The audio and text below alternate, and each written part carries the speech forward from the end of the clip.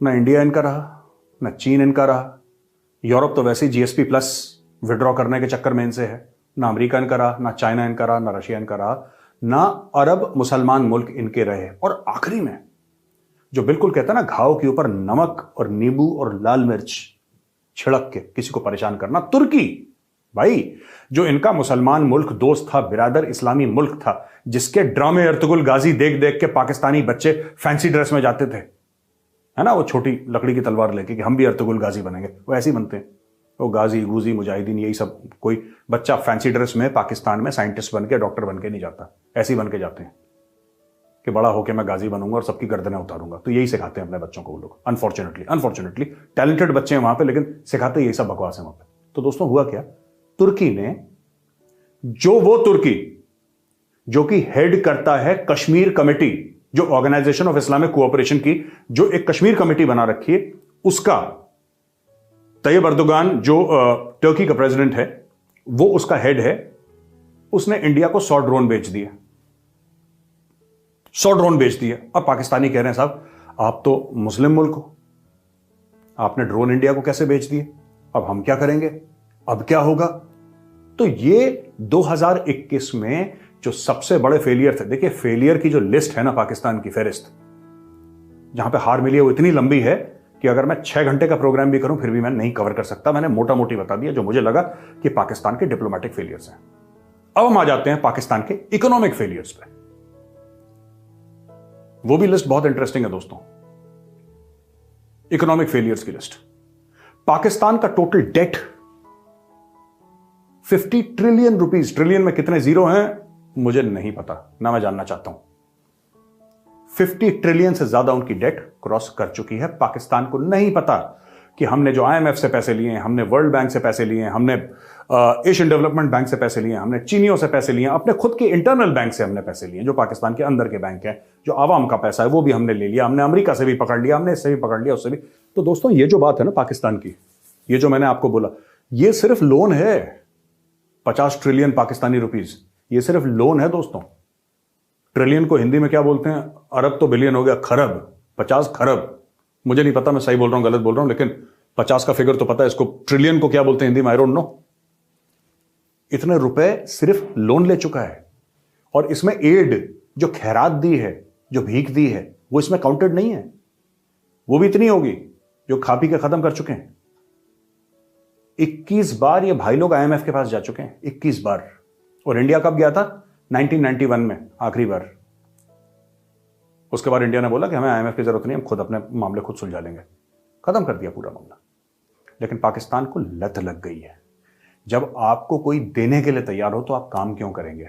जब बैठे बैठे कोई घर पे खाना खिला रहा है तो या तो आपकी ऐसी गैरत हो, या तो आपके अंदर वो फीलिंग हो कि नहीं साहब हमें किसी से पैसे नहीं लेने, हम खुद, मतलब जिसको एक सेल्फ रिस्पेक्ट होती है ना, जिसको हम लोग कहते हैं कि एक आत्मसम्मान वाली फीलिंग होती है, या तो वो हो आपके अंदर। अब जब वो है नहीं और कोई घर बैठ के हलवा पूड़ी खिला रहा है तो आपको क्या दिक्कत है भाई लाइफ में, हम बैठ के खा रहे हैं। तो पाकिस्तान भी यही काम कर रहा है ना। Debt to GDP ratio 87 cross कर गया है, 87% debt to GDP, 87.7% actually debt to GDP ratio है आज की तारीख में, as I record this programme. और जो डॉलर है टू द पाकिस्तानी रुपी, दोस्तों ये सब मैं आपको मोटी मोटी बातें बता रहा हूं, ये फहरिस्त बहुत लंबी और बहुत डरावनी है, बहुत लंबी और बहुत डरावनी है।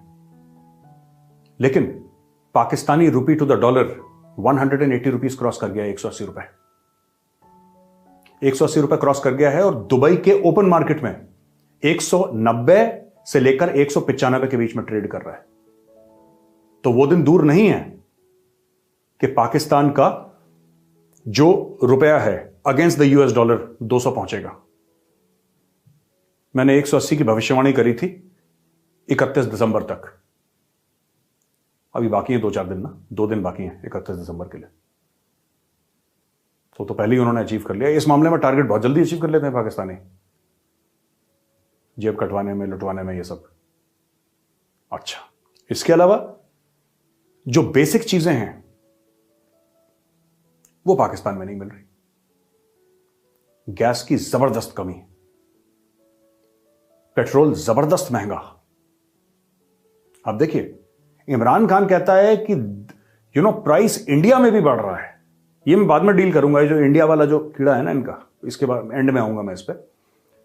इमरान खान का ये कहना है कि साहब इंडिया में भी तो प्राइस बढ़ रहा है, पर इंडिया में कमाने की कैपेबिलिटी भी बढ़ रही है, आपकी कम हो रही है।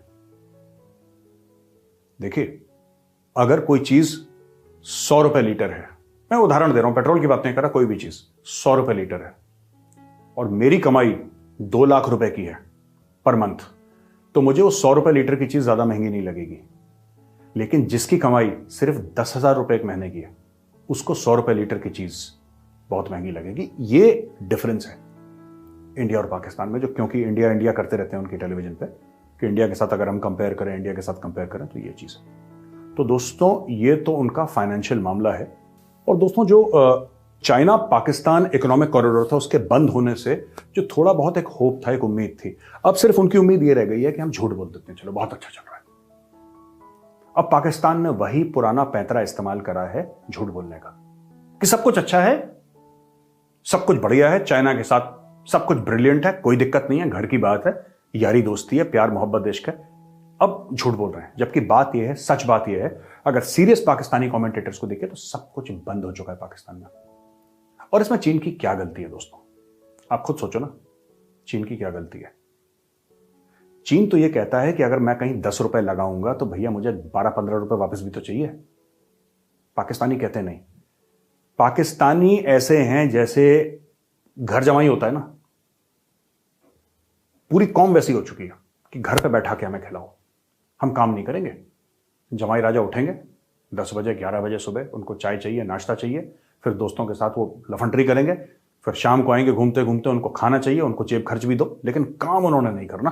Pakistan it has become an international liability. अब दुनिया पाल रही है पाकिस्तान को, पाकिस्तान खुद को नहीं पाल रहा। ये मेरी बातें कड़वी लग रही होंगी जो पाकिस्तानी भाई बहन देख रहे हैं प्रोग्राम, लेकिन ये बात सच है। कमाई आपकी बिल्कुल खत्म हो गई है। आप लोगों के ऑब्सेशंस कुछ और हैं, आपके ऑब्सेशंस पे मैं आऊंगा, अभी एंड में मैं आपके ऑब्सेशंस पे आऊंगा, पर मैं अभी आपको बता दूं कि बहुत ज्यादा बुरे इकोनॉमिक हालात हैं पाकिस्तान के। दोस्तों, अब हम आते हैं पाकिस्तान के सिक्योरिटी फेलियर्स पे। हमने डिप्लोमेटिक फेलियर और इकोनॉमिक फेलियर डिस्कस करा, अब सिक्योरिटी फेलियर क्या है पाकिस्तान के? सिक्योरिटी फेलियर ये है कि तहरीक तालिबान पाकिस्तान, कोई दिन ऐसा नहीं जाता जब वो अटैक नहीं करते पाकिस्तानी फोर्सेस के ऊपर। वो अटैक कहां से होता है? अफगानिस्तान से। अब तो वहां पे इंडिया भी नहीं है। भारत दहशतगर्दी करवाता है, भारत की साजिश है, ये सब गाना इतनी बार गाया पाकिस्तानियों ने, अब तो भारत नहीं है, अब कौन करवा रहा है वहां पे? और बार बार पाकिस्तानियों को बताने के बाद, बार बार बताने के बाद, फिर भी इनको एक बात ही समझ में नहीं आती कि अफगान तालिबान और तहरीक तालिबान पाकिस्तान एक ही सिक्के के दो पहलू हैं। अगर अफगान तालिबान चाहे तो क्या कम से कम, चलिए, उनका पूरे मुल्क पे उस तरीके से जैसे गवर्नमेंट होती है वैसा कंट्रोल नहीं है और उनको सीखने में टाइम लग रहा है, जो भी आप कहना चाहते हैं। जैसे एक बार पहले राज कर चुके हैं वो लोग, ऐसी बात नहीं है कि उनको बिल्कुल नहीं आता, बिल्कुल बच्चे, ऐसी बात नहीं है।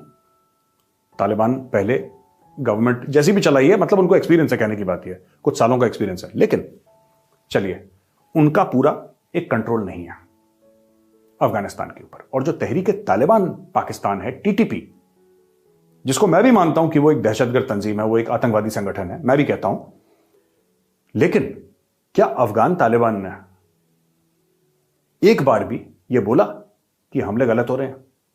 क्या उन्होंने एक बार भी वार्निंग दी तहरीक तालिबान पाकिस्तान को? क्या खुल के आए वो सोशल मीडिया पे या मेन स्ट्रीम मीडिया पे कि हम कंडेम करते हैं और हम इनको अपने मुल्क से निकालने का वार्निंग देते हैं कि आप निकल जाइए हमारे मुल्क से, यहां पे आपके लिए कोई जगह नहीं है? नहीं दोस्तों, सच्ची बात यह है कि जब 15 अगस्त को अफगान तालिबान काबुल पर चढ़ दौड़े थे, तो 16 अगस्त से सबसे पहले जब इन्होंने जेल खोले, 16 अगस्त के बाद, तो सबसे पहले जो लोग छोड़े इन्होंने तहरीक तालिबान पाकिस्तान वाले लोग छोड़े। और तहरीक तालिबान पाकिस्तान अगर पाकिस्तानी फौज पे अटैक करती है तो वो पूरा का पूरा अफगान तालिबान के सपोर्ट से करती है। उन्होंने साफ कह दिया साहब कि हम आपके मुल्क के जो आईन है, जो कॉन्स्टिट्यूशन है, संविधान है पाकिस्तान का, हम उसको मानते ही नहीं है। आपका संविधान तो कुरान शरीफ होना चाहिए। आप कैसे मुसलमान मुल्क हैं? आइए, हम आपको अच्छा मुसलमान बनाते हैं। And the process, the TTP process, the Tehreek Taliban Pakistan process of making Pakistanis better Muslims is a very painful process. वो बहुत दर्दनाक प्रोसेस है इन लोगों को अच्छा मुसलमान बनाने का, क्योंकि वो लोग फिर उनमें कोई रहम नहीं है, वो बख्शते नहीं है। सुसाइड बॉम्बिंग्स वगैरह ये सब चीजें करते हैं वो लोग। उनको वही लगता है कि वही मजहब है। वो अफगान तालिबान, पहले मैं टीटीपी की बात कर रहा था, अब मैं बात कर रहा हूं अफगान तालिबान की। अफगान तालिबान दोस्तों